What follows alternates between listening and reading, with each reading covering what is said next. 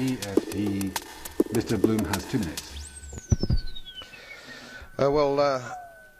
Commissioner, Mr. President, I rise again, I'm afraid, to make the same old hoary speech that I've been making here for several years, and that is, it is my opinion that you do not really understand the concept of banking.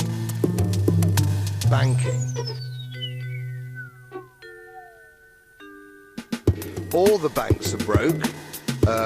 Bank Santander, Deutsche Bank, Royal Bank of Scotland, they're all broke. And why are they broke? It isn't an act of God. It isn't some sort of tsunami.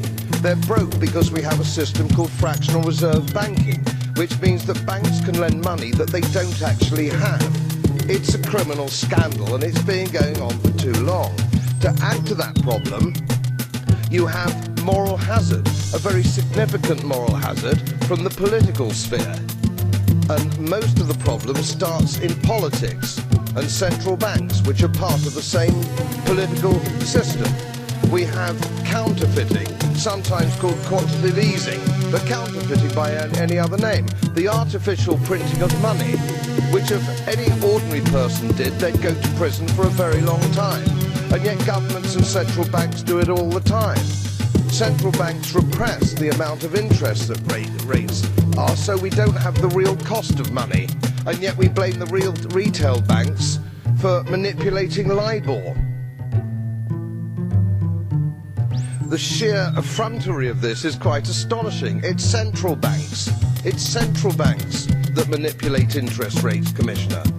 And plus, underneath all this, we talk loosely, in a rather cavalier fashion, do we not, about deposit guarantees. So when banks go broke through their own incompetence and chicanery, the taxpayer picks up the tab. It's theft from the taxpayer. And until we start sending bankers, and I include central bankers and politicians, to prison for this outrage, it will continue. So when banks go broke through their own incompetence and chicanery, the taxpayer picks up the tab. It's theft from the taxpayer. And until we start sending bankers, and I include central bankers and politicians, to prison for this outrage, it will continue. And until we start sending bankers, and I include central bankers and politicians, to prison for this outrage, it will continue.